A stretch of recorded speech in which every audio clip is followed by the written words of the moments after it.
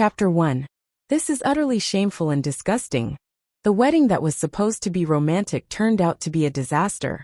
Accompanied by everyone's gossip, Sharon raised her head to look at the giant screen. A few pictures that had been enlarged were being displayed. The main female character in the pictures was her. And the man on the bed with her was not the bridegroom, Howard Zachary. At that moment Sharon was stunned. What's going on? Why is there such a picture? The way the pictures of herself and the man on the bed had been taken made it so that her face at different angles was revealed, while only the back and side view of the man could be seen. She was certain that she did not know who that man was. Subconsciously, Sharon looked at Howard. Howard stared at her. Additionally, his face darkened as his eyes began to gleam with rage. "Woman, how dare you betray me?" Without waiting for her to reply, Howard gave her a tight slap. Sharon was slapped and ended up falling to the ground. Her cheek immediately turned red and became swollen. She held her face, raised her head, and defended herself. "Howard, it's not what you think. There must be a misunderstanding." "Misunderstanding? You dare say you're not the lady in those pictures?" He had lost his cool, and he was roaring exasperatedly. Sharon's body began to tremble. I have no idea what's going on as well." She looked stupefied. She had never been with another man before except for that night. Howard grabbed hold of her chin forcefully. "Are you brave enough to swear that you didn't fool around with another man?" Before Sharon could finish talking, her bestie, Sally Luke, spoke up. "Shar, you didn't return for the whole night during Howard's birthday last night. That night, who were you with?" Sharon was dumbfounded. She was drunk that night and vaguely recalled being in a hotel with Howard. She immediately replied, "I spent the night in a hotel with Howard." However, Howard chuckled. "That night, I went home early because I was drunk. How is it possible that I spent the night with you at a hotel?" Sharon was suddenly stunned as the color on her face gradually began to fade. "If he wasn't the man I was with that night, who else could it have been?" She slumped on the ground, and Howard's words struck her like a thunderbolt. Howard saw her reaction and said in a way as if he was sure of something, "Good, very good. Not bad, Sharon.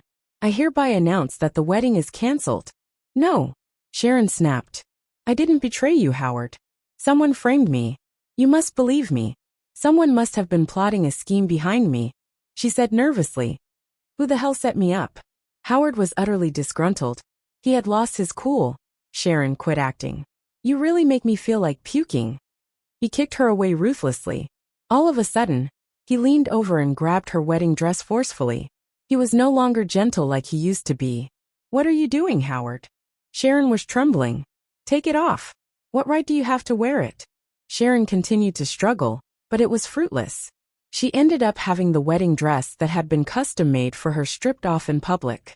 Howard glanced at her with a cold stare, turned around, and handed the wedding dress to Sally. "Sally, will you marry me?" Sally could not suppress the excitement within her and answered, "I do." Sharon stared at her best friend as the latter put on the wedding dress. She was astonished. Howard even placed her wedding ring on Sally's ring finger. "No. Sally, how could you? He's my husband." Sharon's eyes were red as she stared at her best friend. Sally, who was standing, looked down at her. "Sharon, let's make it clear. Right now, Howard is my husband." With that being said, she purposely displayed the huge diamond ring on her hand. With a smile on her face, Sally leaned beside Sharon's ear and said with a soft voice that could only be heard by the two of them, "Sharon, are you satisfied with the wedding gift I gave you?" Sharon was thunderstruck and suddenly came to an understanding. The pictures were her doing. Anger rushed through her mind, and she wanted to rip off Sally's fake smile so badly. "It was you, Sally."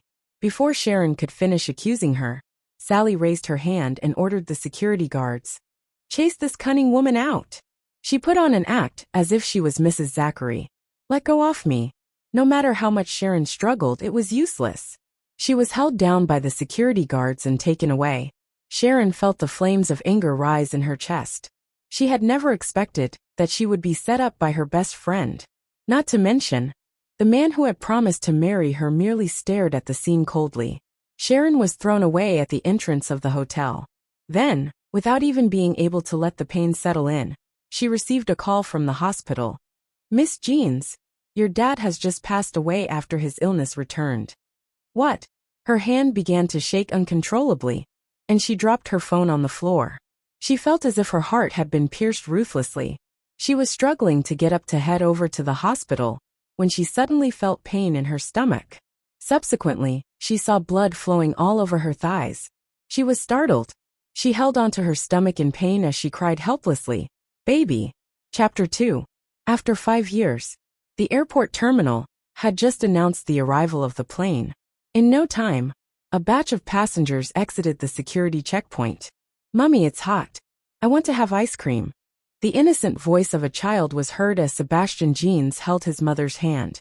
He was blinking with his bright black eyes. Sharon glanced at her son helplessly. His pitiful expression made her give in, even though she knew he was faking it. "You can only buy one."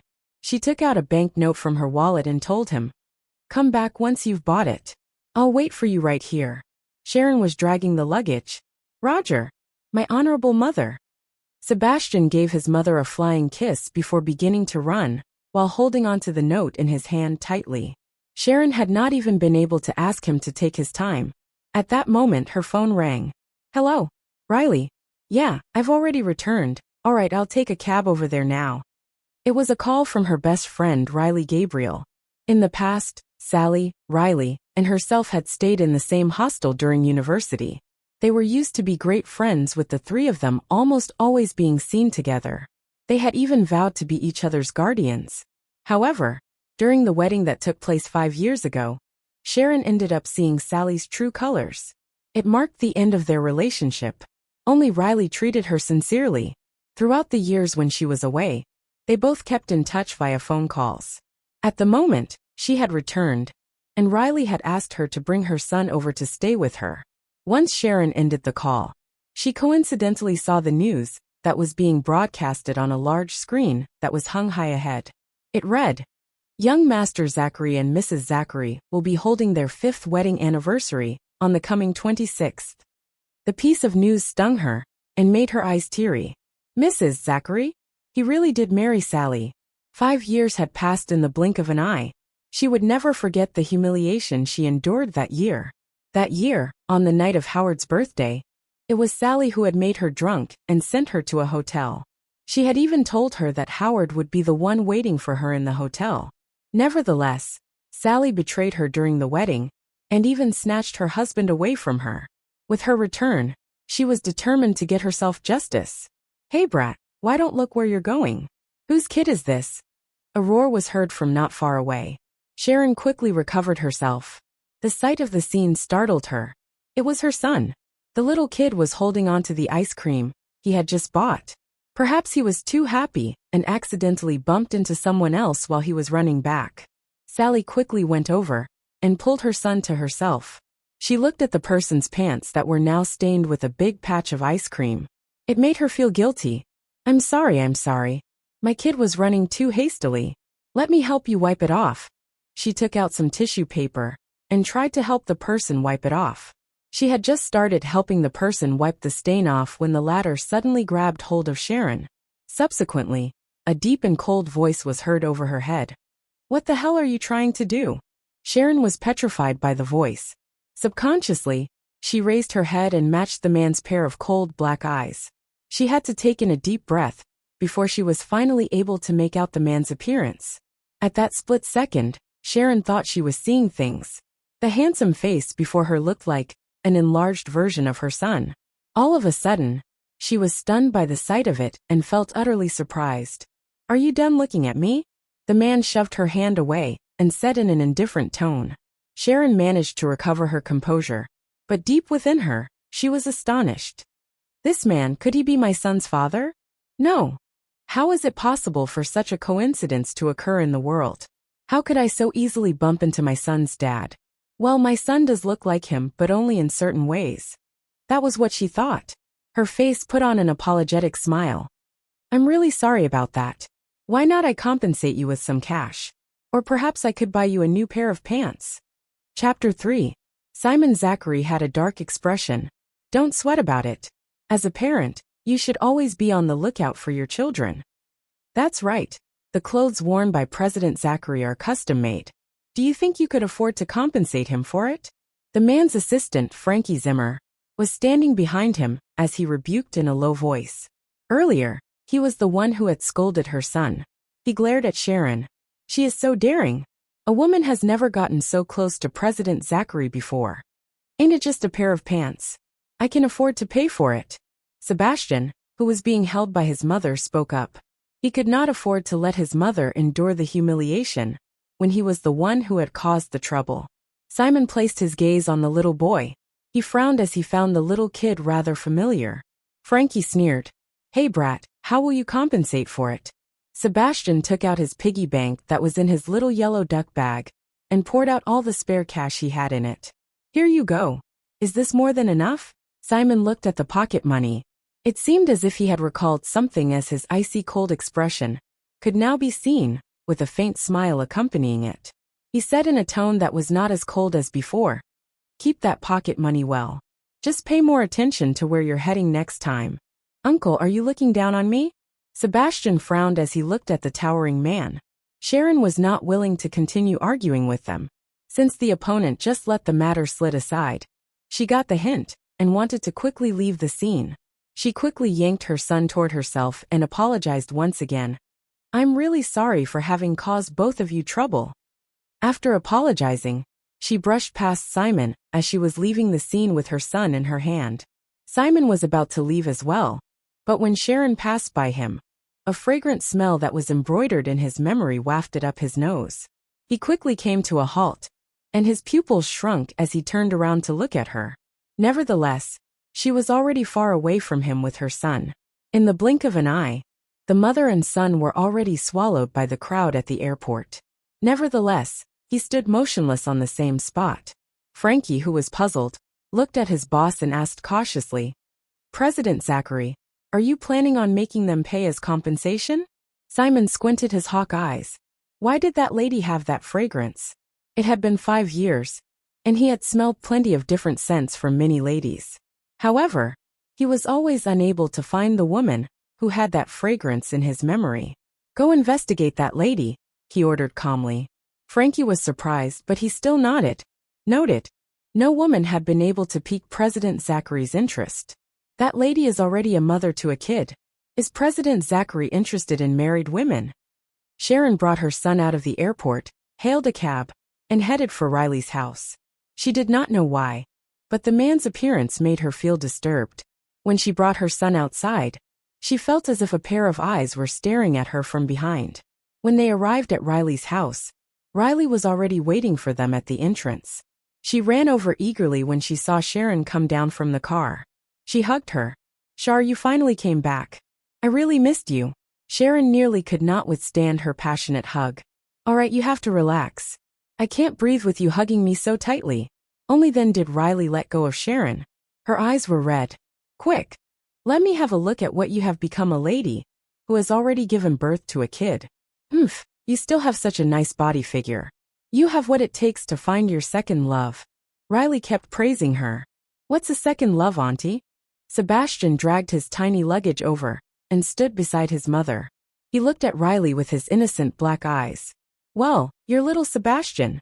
How did you turn out to be so handsome and cute? You must have inherited it from your mom. Riley did not stop holding the little kid tightly in her arms after seeing him. Sebastian struggled to breathe. His expression was as if he was entrapped in the jaws of a wolf. He waved his hands, gesturing for his mother's help. Save me, Mummy. Sharon found it hilarious. She's your godmother. She's not a bad person. Yeah, I'm your godmother. Be a good boy, my godson. Come, call me your godmother. Sebastian pouted his mouth, unwilling to greet her. I want daddy, not godmother. Chapter 4. You brat, your mom doesn't even know who's your dad. Stop thinking about your father. It's not too bad now that you've got a godmother, right? She tapped on the little kid's head. Am I that disliked? I don't care. Mummy already said that she's going to bring me on a search for my father during this trip. The little kid was still pouting with his little mouth. Seeing his expression on his chubby face, Riley could not help but kiss his face. Well, aren't your facial muscles a bit too bouncy? Sebastian turned pale instead. Mommy, she molested me. Sharon had brought her son up by herself and seldom got in touch with other people. Hence, Sebastian relied heavily on her, and was rather distant from others. A kiss and that's considered molesting? Riley laughed. Sharon laughed as well before she rescued her son from the arms of her best friend. He's just afraid of strangers. Things will become better once he becomes closer to you throughout the next few days. Riley raised her brows. All right, I'll give you 1 day to be close to me, she said in a domineering tone. Sebastian snorted, and turned around to hug his mother, as he put on a proud look. The two ladies burst into laughter when they saw this. Riley led the mother and son to their place. It was a small 2-bedroom unit. It was usually more spacious with Riley staying on her own. Nevertheless, it was still not that packed even though the mother and son were there. That was because they were going to stay in another room. I purposely bought lots of food when I found out you guys were coming back. Today, I'll prepare a big feast for you two as a treat to guests from far away, said Riley with a smile after putting down their luggage. I'm hungry, Mommy, Sebastian said in a somewhat crying tone. All right, sit here and have some fun while I prepare the dishes with your godmother. Sharon had her son sit on the sofa in the hall. Go, go. The little kid immediately let out a smile as he kissed her face. Riley could finally make out that the little brat was a bright one. It was simply as Sharon had said, he would only play with people he was familiar with, and would ignore other people. Does that mean he's proud and cold? It doesn't look like the kid inherited his personality from Sharon. Could it be that he inherited it from his father, whose identity is unknown? Sebastian was playing with blocks in the hall while Sharon and Riley were preparing the dishes in the kitchen. Riley glanced in the direction of the hall and touched Sharon with her elbow. She whispered, Your son doesn't resemble you that much. My guess is that he's 80% like his father. Judging by his looks, I can say that the kid's father must be a handsome man. Upon hearing Riley's comment, Sharon's recalled the icy cold man she had bumped into at the airport. At this, it made her realize that the man had been born with a prestigious aura. He gave off a cold feeling that made people stay away from him. What are you thinking about, Shar? Riley raised her hand and waved it in front of Sharon. Sharon snapped out of it, and her eyes began to glitter. Nothing. What were you saying again? I was saying that your son must resemble his father, and his father must be a handsome man. Nonsense. It's obvious that he inherited his looks from me. Don't you wish that his biological father is a handsome man? It would be best if he's 100 times more handsome than Howard. With that, you'll no longer be on the losing end. Riley regretted her words after blurting them out. She spun around and looked at Sharon. Without a doubt, there was a lonely expression on her face. What's wrong? Are you still unable to let go of Howard? Sharon shook her head. Nope, that's great. He's a scumbag who doesn't appreciate things that are around him. Riley barked before quickly changing the topic. Let me tell you a piece of good news. I've helped you submit your resume. Tomorrow, you can go report yourself at your new company. That fast? Sharon was astonished. Well, you're now a famous designer, so landing a job is easy for you. The next day, Sharon reported for work to her new company. 5 years ago, she left Northern City for M Country. After giving birth to her son, she went to further her studies in interior design. Sharon stepped foot into Central Corporation. However, just when she was about to inquire which floor the personnel department was on, she heard a commotion from behind her. At that moment, all the employees at the entrance were lined up in 2 rows. Additionally, there was an intense vibe as if they were about to welcome a big shot. Subsequently, the security guard dressed in a black shirt pushed the glass door opened. Then, a towering man with strong aura entered the scene. His face was carved like a knife with distinct facial features, and he had a majestic aura that made all of the employees beside him feel pressured. Sharon turned around and saw the man, who was surrounded by tons of people, entering the scene. All of a sudden, she was thunderstruck. Why is it him? Chapter 5. Simon walked into the president's office, as Frankie followed him from behind. President Zachary, I've already gotten information about the lady you asked me to look up, said Frankie. Simon merely sat down. He frowned slightly when he heard it. Spit it out. Frankie took out an investigation report. The lady's name is Sharon. 5 years ago, she left Northern City and went to M Country to further her studies. 1 year ago, She was awarded an award for international interior design. Coincidentally, she has become a designer in our company. Simon tightened his lips and did not say a word. So it means that I'm now her superior? 5 years ago she left Northern City. He recalled the night 5 years ago. He had just returned from a foreign country and was ready to take over the Zachary family. During the welcome ceremony, he had drunk a glass of wine that was drugged. Later on, a lady showed up. However, upon waking up from his slumber the next day, he realized that the lady was nowhere to be seen. Nevertheless, he noticed that there were bloodstains and a pair of earrings on the bedsheet that belonged to a lady. He had not managed to see the lady's face clearly, but he remembered the fragrance on her body well. What Frankie was about to say interrupted his thoughts.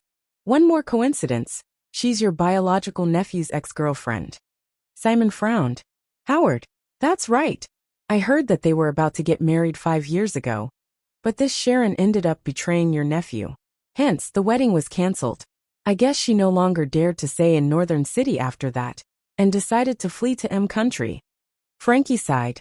Simon vaguely recalled that his nephew had indeed had a wedding, but at that time, his sister-in-law had not invited any of the Zachary members to attend the wedding. President Zachary say, do you think she applied for this company for the sake of your nephew? Simo's handsome face became dark. If that's so, she has come to the wrong place.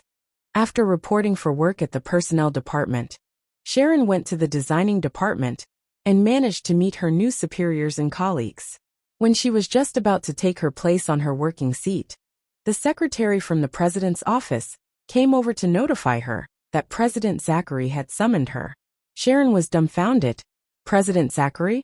Is he the man that I bumped into at the airport? Before coming to the company, she had not had the time to go through who was the boss of the place. All she knew was that the company was the greatest company in Northern City. She nodded, and then followed the secretary to the president's office. Sharon knocked on the door. Subsequently, she heard the deep voice of a man from inside. Come in. She did not know why, but she felt anxious. A sense of tension developed within her whenever she thought of the man. She took in a deep breath before she pushed open the door to enter. A man, whose head was lowered, could be seen at the huge office desk, scanning through documents. His handsome and meticulous facial features were spellbinding even when he was at work. Are you looking for me, Mr. President? The man raised his eyes and looked at her before saying in a calm tone, have a seat. Sharon felt that his gaze was rather sharp, and it was as if he was examining her in detail. She sat down with a smile on her face, trying to make herself look more natural. Sharon Jeans. The man moved his thin lips and pronounced her name. That's me. Only then did she realize that he was holding her resume. Why did you apply to Central Corporation? He blurted the question out of nowhere. Sharon was shocked. Isn't this question supposed to be asked during an interview? Could it be that the boss plans on conducting the interview personally? I need a larger platform to unleash my talents, and Central Corporation can provide me with that chance. She gave him a textbook answer that had no problems in it. However, the man sitting opposite her was merely watching her meticulously, and not in a rush to voice out his thoughts. After a moment, he looked straight at her and asked, Are you here because of personal reasons? Sharon frowned. Do you have some sort of misunderstanding against me? Or is it because of the incident that happened at the airport? Her speech was cut short by a phone that had suddenly begun ringing. Simon answered the call and listened to what the secretary had to say as he looked at Sharon. Not long after, his eyes began to glitter. Let him in. He hung up the call after saying that. Sharon was still hesitant on whether she should continue with the previous topic when someone suddenly pushed open the office door. She heard the person who had come in say, Uncle, I've gathered all the pictures you wanted. Sharon's body stiffened at the sound of the person's voice. It was Howard Zachary. Chapter 6. Suddenly hearing Howard's voice, Sharon was stunned. Scenes of her wedding on that day began to flood her mind. Howard's cruelty and lack of belief in her had made Sharon feel rather disappointed. Howard placed a packet of documents on the office desk. Upon lowering his head, he saw the lady who was sitting in the chair. His expression changed for the worst, and his pupils shrunk. You, Sharon. Her appearance caught him by surprise. She's back. Sharon did not let out a sound. Instead, it was Simon, who was sitting on the executive chair. who glanced at both of them with an intriguing look. What's wrong? You guys know each other. Not at all. It sounded almost as if Sharon had replied without thinking twice. Howard remained silent for a moment before he let out a cold laugh. Indeed, we don't know each other. The Sharon whom I once knew died a long time ago. Sharon finally raised her gaze and glared at him. They both exchanged gazes, and the atmosphere tensed up. In the end, Sharon managed to compose herself. It was her first day reporting to the company. Nothing good would come out of it if she were to have a huge fight with Howard. She pursed her lips and turned away. She made it look like she did not know him at all. Who is she, uncle? Howard continued to stare at her. Why is she here? Simon had long ago started paying attention to both of their reactions. Nevertheless, he acted as if he knew nothing and said faintly, "She's our company's newly hired designer." Designer? She has such an ability now. It has been 5 years since we last met. Yet she's still the same as that year. Howard had thought that Sharon would be living a miserable life. He had never expected her to be living her life better than before. She was even more charming now as well. Howard secretly clenched his fists. You may leave if there's nothing else. Simon took over the documents that Howard had come to deliver. Howard retrieved his gaze. His tense expression made it obvious that he was suppressing himself from doing something. Nevertheless, he said no more, and merely nodded to Simon before taking huge strides to leave the scene. Hearing that Howard's footsteps were now further away, Sharon's anxiousness finally relieved itself. She had not expected her new boss to be Howard's uncle. It's just that Simon looks like he's only 30 years old at most. Deep within her, she still felt agitated. Nevertheless, wearing a calm expression, she said, "President, can I go back to work?" Simon's eyes were deep as he glanced at her. "Off you go." He could see a hint of helplessness in her eyes. It seemed like Frankie's investigation was right on target. She was his nephew's ex-girlfriend. Sharon left the president's office and walked to the elevator absent-mindedly. However, at one of the corners, a hand suddenly stretched out and yanked her over. "Ah!" she called out softly. That person immediately covered her mouth and forcibly dragged her to a deserted place before letting her go. "Howard, what do you think you're doing?" She struggled to free herself. Having learned the identity of the person who had kidnapped her, she was exasperated. Howard inched closer toward her. "I'm the one who's supposed to be asking that. Why do you still have the face to return? What are you plotting by entering Central Corporation?" Sharon did not back off. She raised her head to face him. "Didn't you hear it yourself earlier? I'm now Central Corporation's designer. Without question, I'm here to work. What else would I be here for? Work? Humph. I'm afraid you have another motive." He held his chin as he inched closer to her. "Are you here to seduce my uncle?" Sharon's eyes became stern as she shoved his hand away and raised her hand to slap him. "Howard, you had better not spout nonsense or else I'll accuse you of defamation." Howard was apoplectic with rage now that he had been slapped by Sharon. "Aren't you a lady who does things underhandedly? Why bother continuing to act all innocent up till this day? Howard, you can choose not to believe me, but you can't humiliate me. You only needed one word from Sally to put all your trust in her. So why can't you trust me?" She knew that Howard was scolding her because of the pictures from that year. "Also, do you believe that those pictures are real? Have you ever thought about why those pictures were displayed on our wedding day?" Howard's expression was awful as he stared at her. He was wavering deep within him, but he still refused to believe her. "You dare swear that you never betrayed me?" Sharon gave up as she looked at him calmly. "Whether you believe it or not, there's nothing else between us anymore," she said before quickly passing him to leave the scene. She only came to know the reason why Howard had such a young uncle later on. That was because Director Zachary had a son when he was at a very old age. He was almost 50 years old when he had his youngest son, Simon Zachary. If only she had found out earlier. Then, she would not have come forth to Central Corporation to work. Chapter 7. The busy working day came to an end, and Sharon headed back to her house. She felt slightly tired. Riley finished work earlier than Sharon, so she helped her out and picked Sebastian up from the kindergarten. "You're back? Was everything fine on your first day of work?" Riley asked. Sharon glanced at her. "Why didn't you tell me that Zachary's family owns Central Corporation? That means you bumped into Simon? How was it? Isn't he a handsome one?" Sharon glared at her peevishly.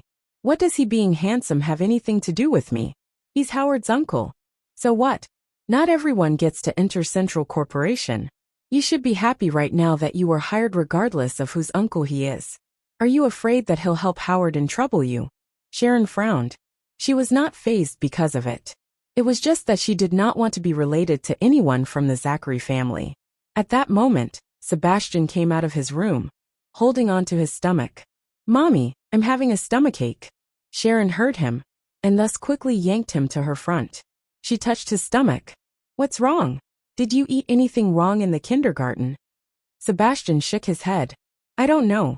His little face was slightly pale, and his forehead was drenched in a cold sweat.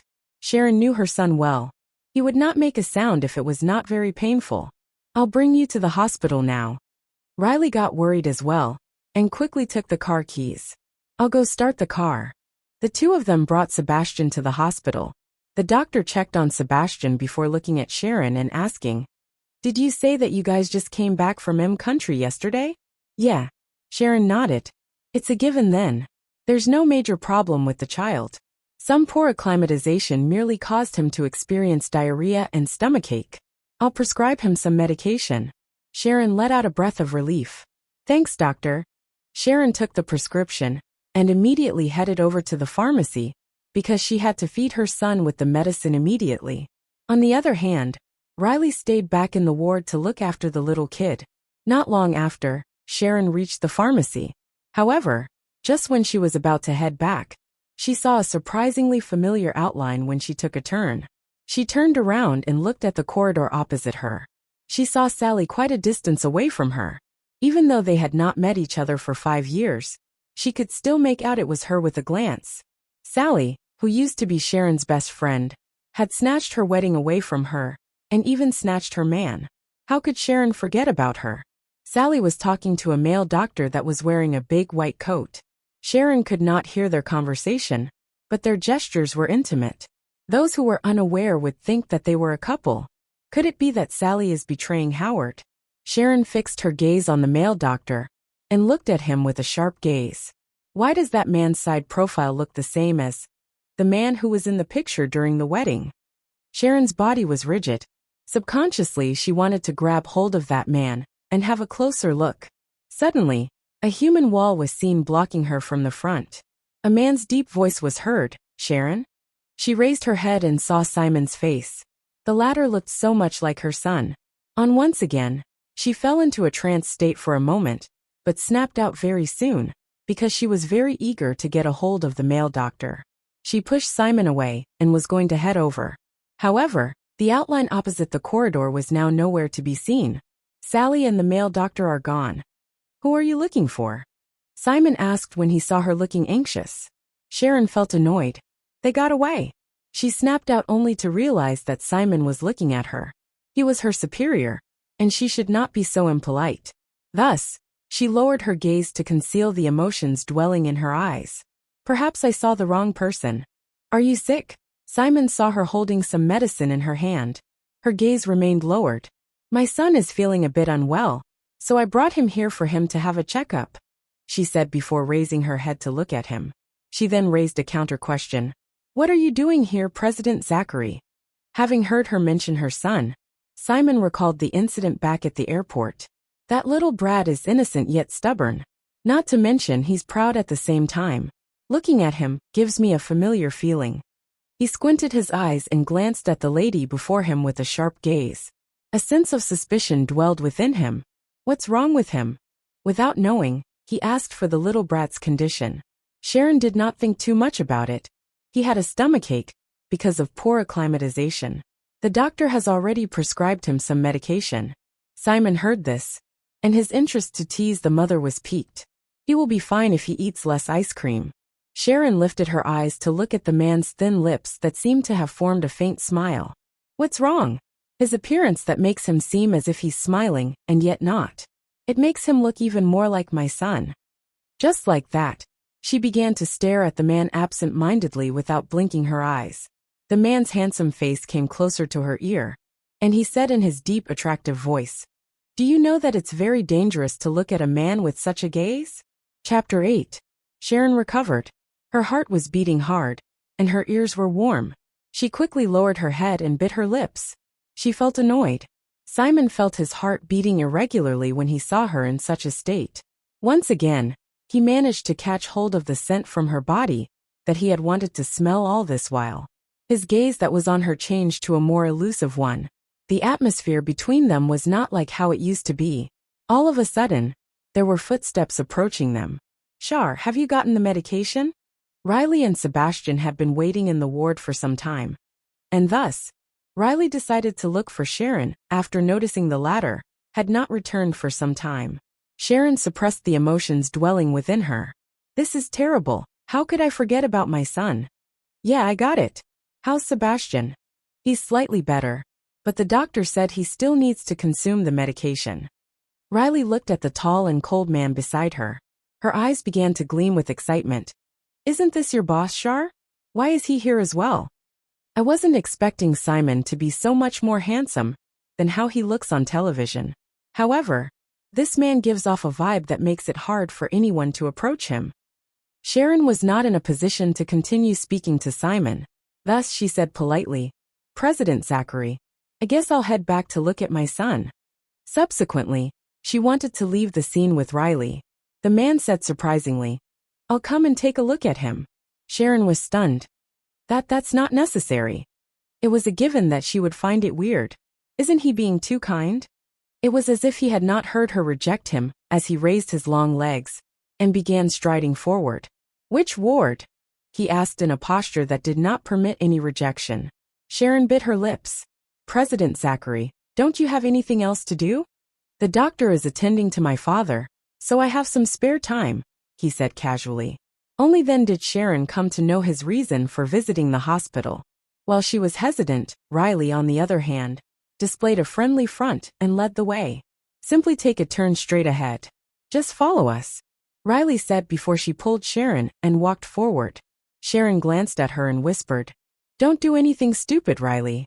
Riley was not bothered by it. "Why are you so nervous? Just take it as a superior being concerned about his underling." Sharon could not reject him. In the end, she led Simon to the ward. Sebastian was frowning and was laying on the hospital bed listlessly. The moment he saw that his mother had returned, his eyes began to gleam lively. "Mommy, you're finally back."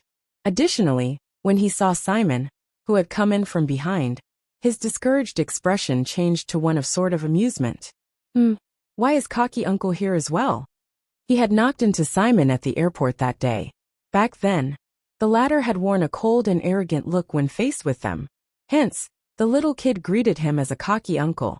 Sharon wore an awkward expression.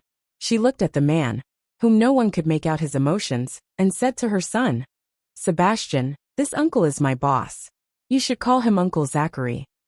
Sebastian glanced at the cocky uncle whose face still did not have any expression. Such a coincidence? What's he doing here then? Simon strolled over toward the hospital bed and said in a way that seemed very gentle, "I heard that you weren't feeling well. So, I came here to visit you." He looked at the boy before him with a sharp gaze. The more he looked at him, the more familiar he felt.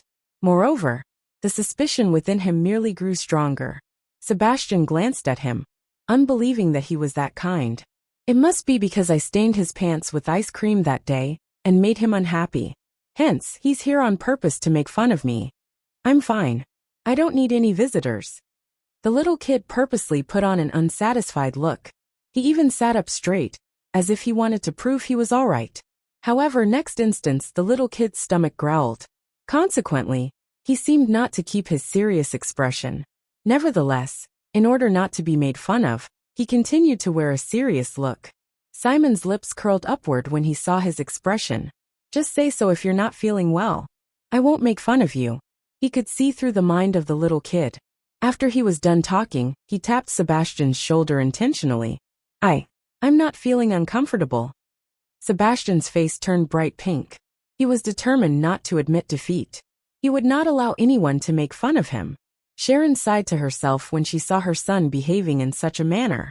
"I wonder whose temper he got. For the time being, eat the medicine." Sharon handed some medicine and a cup of water in front of the little kid. Sebastian immediately took the medicine and swallowed it before washing it down with a big mouthful of water. Slow down. Sharon gently tapped his back. Simon stood beside them and smiled without saying a word. Riley looked at the three of them and developed an illusion. They are a family of three. Not to mention, she noticed that Sebastian and Simon looked really alike. After the little kid had eaten the medicine, Sharon made him lie down to get some rest. She turned around and realized that Simon was staring at her son. She was unsure of his expression, and it made her heart feel as if it was being clenched. At that moment, someone came rushing in. "Uncle, how's my grandpa?" Sharon frowned. "Is it Howard?" Chapter 9. "Uncle, I heard that Grandpa fainted. How's he doing now?" Howard asked immediately after entering. He had heard from the nurses that Simon was in that particular ward. Hence, he rushed into the ward without looking clearly at the people inside. Simon shifted his gaze and said faintly, "The same old problem. The doctor is treating him." Howard finally made out the people in the ward, and he was utterly flabbergasted. "Why is it Sharon again?" Riley immediately spoke up without holding back. "Who permitted you to enter? Get out now." Sharon tightened her lips, but did not say a word. She sat at the side of the bed and merely looked after her son. She did not even glance at Howard. Howard saw the kid, and his gaze froze. Why does that kid look so much like Uncle? He immediately looked at his uncle. Could it be his uncle's son? No. Uncle has never had a woman beside him before. It's impossible that he has a kid. An illegitimate child? I don't think Uncle would do such a foolish thing. Just when he had begun to examine Sebastian, Riley blocked his view and once again chased him out. She said, "Are you deaf? I asked you to get out. Don't you hear me?" Simon looked at Sharon, who was silent. His eyes glistened as he said to Howard, "Are you here solely to look for Grandpa?" Howard had to retrieve his gaze. He was still shocked. "Sally began vomiting badly because of pregnancy. So I came over to keep her company. We will go and visit Grandpa in a while." Sharon felt her heart tighten when she heard him. "Sally is pregnant." Simon looked at the watch on his wrist. "It's almost time. Let's go. I'll lead you to him." Before he left, he recalled something. He turned around and said to Sebastian, "Hey kitty, learn your lesson. Don't eat too much ice cream." Sebastian snorted. "Uncle, you really are cocky." What he was trying to convey was that he did not need Simon to care for him. "Enough talking, lie down and get some rest." Sharon touched her son's head. She was afraid that Simon would get upset.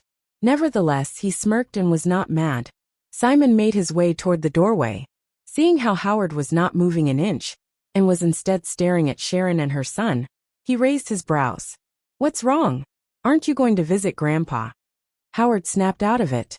He sneaked another glance at the little kid before slowly filing out of the room. When he got out, he could not help but ask, "Uncle, that little kid.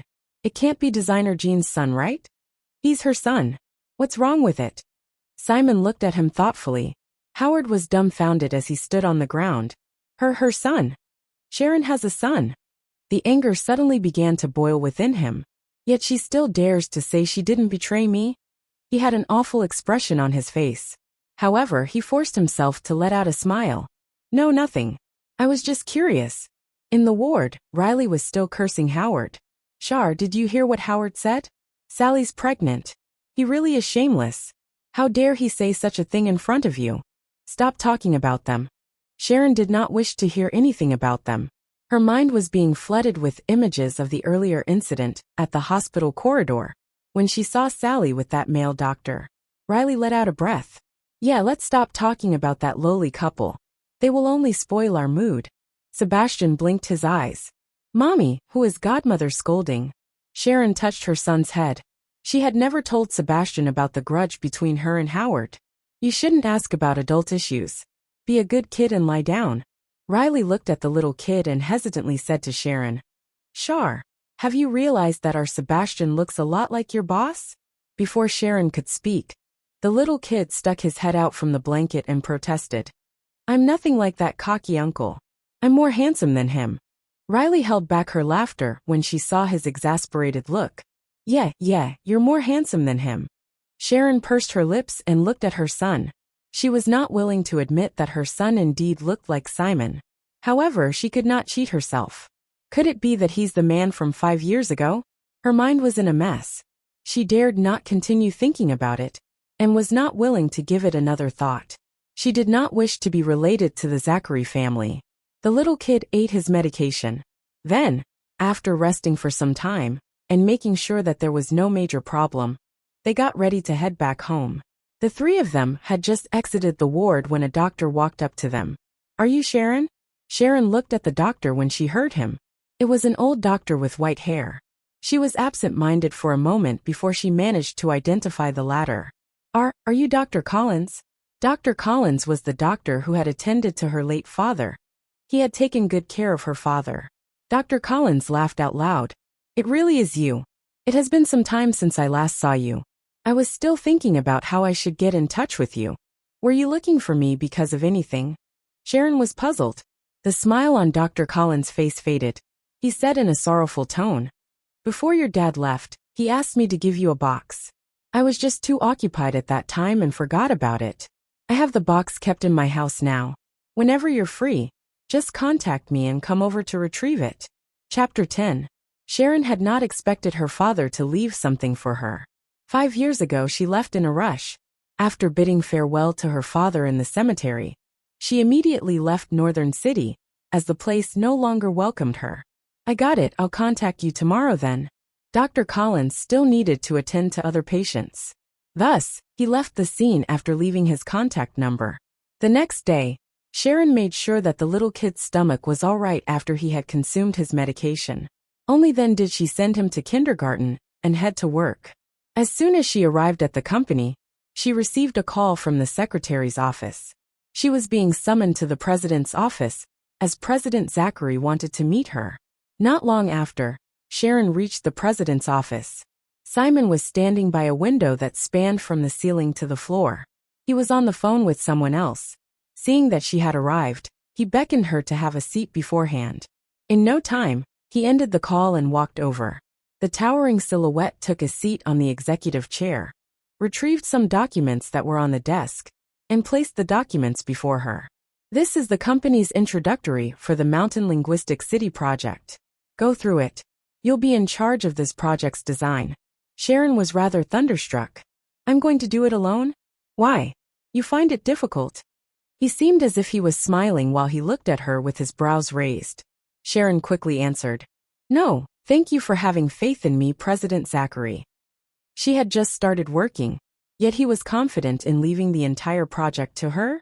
"If your resume is genuine, I don't see why I can't believe in your ability." He seemed to have seen through her mind. Sharon felt that he was looking at her thoughtfully, but she could not make out what was going through his mind. "I'll use my actions to prove my abilities." She let out a faint smile. At that moment, the secretary knocked on the door to enter the room, before placing an invitation card before him. "President Zachary, young Master Zachary has sent someone to deliver this. It's an invitation card for his 5th wedding anniversary night banquet." Sharon could not control herself, and thus, she glanced at the card. That golden invitation card is really eye-striking. She recalled the day she returned. She had seen that they were going to organize a banquet at night for their 5th wedding anniversary on the 26th. The current day was the 26th. She suppressed the emotions that were dwelling within her, picked up the documents, and left the president's office. Sharon had made an appointment with Dr. Collins. Therefore, she immediately left for the hospital after work. In his office, Dr. Collins placed a black box in front of Sharon. "Your father asked me to hand this to you." Sharon received it with both her hands. "Thank you." She opened the box with a puzzled look. There was a transparent and shiny jade in it. She had never seen her father wear the jade before. She picked it up and inspected it with a sharp gaze. There were 2 ancient letters vaguely carved on the jade. However, she could not make them out at that time. "Did my father leave me with any last words?" Dr. Collins shook his head. "Nope. When his illness recurred, he was in a lot of suffering. I wanted to save him. However, young Master Zachary had ordered me to stop his medical treatment." Dr. Collins became agitated and left his words hanging. Sharon fixed her gaze on him when she heard his words. "What did you say?" "Howard ordered to stop my father's treatment." Subconsciously, Dr. Collins had said something that he should not have said. He waved his hand. "Just forget what I said. Once you've taken your things, off you go. He made an excuse, saying that he needed to attend to other patients before leaving hurriedly. Dr. Collins. Sharon wanted to ask for clarification, but he was now very far away. It was as if something in her mind had exploded as her body fumbled so much that she could not even stand properly. It was Howard. He caused my dad's death. How could he be so cruel? In that split second, the anger that she had been suppressing suddenly burst out. Consequently, she clenched the jade in her hand tightly. 5 years ago, on the very same day, her wedding was seized away from her. She was framed, and everyone deemed her a disgusting lady. On top of it all, her father was left to die. However, on the same day, Howard and Sally were going to organize a banquet at night for their wedding anniversary. Sharon walked out of the hospital absent-mindedly and casually entered a shop to rent a gown before changing into it. Then she hailed a cab and headed to Weston Hotel. It was the day she suffered the most. How could she allow the lowly couple to behave as they wished? Sharon arrived at the hotel, and she saw many luxurious cars being driven to the scene. It looked like lots of influential people were gathering to celebrate the occasion that night. She curled her lips and smirked. The more people, the better. One had to have an invitation card to enter the hotel, but Sharon did not have one. She was frustrated about it when she suddenly caught sight of a black and domineering Maybach that was entering the scene. A few security guards in black were surrounding the car. It has to be said that they were well trained, and their presence was terrifying. Once the Maybach came to a halt, the door of the car flung open. Subsequently, a man's long legs touched the ground. They were followed by the appearance of the person's towering silhouette. His meticulous facial features gave off a prestigious vibe that was capable of making anyone lightheaded. Sharon was stunned when she saw that it was Simon. That man always takes the limelight. He makes it hard for people to shift their gaze away from him. After Simon got down from the car, he turned around and helped another person exit the vehicle. The person was an old man with white hair. He was wearing a suit that seemed to be traditionally styled. He was holding a walking stick that had a dragon's head carved on it. Needless to say, it gave off a prestigious vibe. Those who had been waiting around for them immediately bowed and said, "Director Zachary, President Zachary, please enter." Sharon snapped out of it. So that old man is Simon's father, Douglas Zachary? That means all of the members of the Zachary family have come? Sally's influence must be really huge. Simon and Douglas had just entered the main entrance of the hotel when Sharon quickly caught up to them. She was halted by others, but she said to them, "I came with President Zachary." Simon heard the commotion behind him and halted in his footsteps. He saw Sharon, who was in a gown, waving to him with a smile. He frowned, but before he could speak, Douglas asked from beside him, "Who is she?" Chapter 11. She's. Simon was thinking of a way to introduce her. "President Zachary, you've forgotten to bring your female partner in with you," said Sharon, who was being halted, in a somewhat grievant tone. Simon raised his brows. "Female partner? Let her in," said Douglas. Douglas' slightly dull yet sharp gaze began to examine Sharon. He had never seen a lady once appear beside his son for many years. Could it be that this girl is special? Sharon was delighted when she got the green light. She smiled and walked into the scene with her head held high. "Nice to meet you, Director Zachary," she greeted him politely. Douglas merely kept eyeing her with a sharp gaze. This made her nervous. She averted her own eyes and noticed that Simon's cold eyes were staring at her. Her heart began thumping quickly, and she evaded his gaze. She dared not meet his eyes. Perhaps he's mad. "Simon, is she your partner?" Douglas looked at his son suspiciously. The latter was rather silent. Simon kept his eyes on Sharon, but he did not say a word. The silent atmosphere became extraordinarily tense. Sharon could feel her heart beginning to beat erratically. She felt a tingling sensation on her scalp as she was being stared at by him. She started thinking to herself, what if he denies it? Should I ignore everything and rush straight into the hotel? No, if I rush straight in, I'll be chased out in no time, as someone who has come to cause havoc. Then my only choice is to be with Simon. I must be his partner. She summoned up her courage and hooked arms with Simon before smiling. "Call me Sharon. President Zachary said he'd make me his partner for tonight." Her heart was beating hard. She could not imagine herself having the guts to spout such words to Douglas. When Sharon finished speaking, she raised her gaze to meet Simon's pitch black and deep eyes. She felt extremely guilty. She was not confident. Additionally, shame would not be the only thing she felt if he ended up shoving her away. Simon squinted his black eyes as if she had piqued his interest. He continued to stare at the lady's face that showed a bright smile like a blossoming flower. What is she up to? At that moment, Howard came out to greet the attendees. He immediately walked over when he saw them. "You've arrived, Grandpa," he spoke while looking at his uncle and Grandpa at the same time. Suddenly, he saw the lady beside his uncle, Sharon Jeans. Howard's pupil shrunk. Sharon. He stared at her hands that were holding his uncle. What **tch? Since when did she seduce my uncle? Uncle, what is she doing here? Howard glanced at Sharon coldly. Douglas spoke up first, puzzled. What's wrong? Do you happen to know your uncle's partner as well? Partner? Howard raised his tone. Why would uncle take her as his partner? It has to be Sharon, this shameless lady. She used some underhanded method to spellbind my uncle. Young Master Zachary, I heard that tonight's banquet is for your wedding anniversary. I came to congratulate you. Sharon wore a smile on her face, but her eyes were gleaming coldly. Her mind kept rewinding the words Dr. Collins had said. It was young Master Zachary who gave me the order to stop your father's medical treatment. The grip of her hands that were holding Simon tightened, without her even realizing it. Her eyes were no longer able to suppress the anger that was dwelling within her. Simon sensed a change in her. He lowered his head and saw the exasperated look on her face. He could not help but feel curious by this. Why do I keep thinking that she doesn't just hate my nephew? Then thanks a lot, Howard said through gritted teeth. Can we enter the place now? Sharon quickly retrieved her anger. She smirked and stayed still beside Simon as she looked right into Howard's gaze. Howard clenched his fists. I can't allow anything foolish thing to happen on this occasion.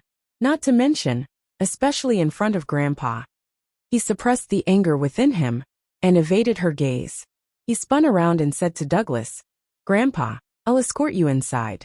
Sharon let out a sigh of relief as she watched them enter the hotel. Fortunately, Douglas did not suspect her. However, Simon did not stop staring at her.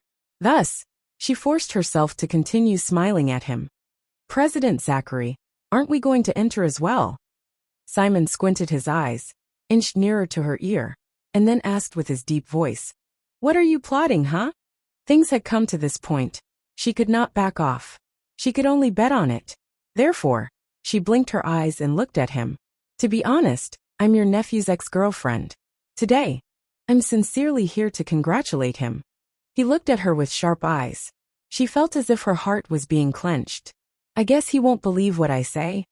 Just when Sharon thought he was going to summon security guards to have her dragged out the next second, his long fingers grabbed her by the chin.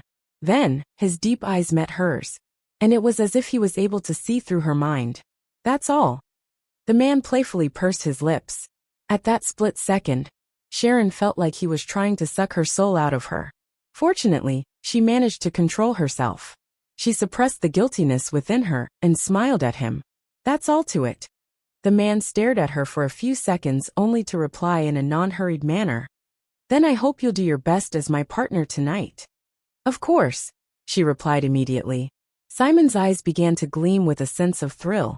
He knew that she was lying, but he also wanted to know what was she up to. Hence, he permitted her to hold his hand and brought her into the scene. Sharon silently let out a sigh of relief. No matter what's going through his mind, at the very least, I've been allowed to enter. The party ballroom was luxurious. Many well-mannered guests had come to congratulate them. Take it slow, Dad, Fiona Lionel said to Douglas as she took a few steps toward him. Then, she looked at her son. Howard, you should go have a look at Sally. She's pregnant now and needs someone beside her. Grandpa. Sally showed up by herself. She was wearing a prestigious gown that gave off the aura of a noble person. You came as well, Uncle? Sally noticed the handsome man enter the scene behind them. However, the next instant, when she saw the lady beside Simon, the smile on her face immediately faded. That is, Sharon Jeans,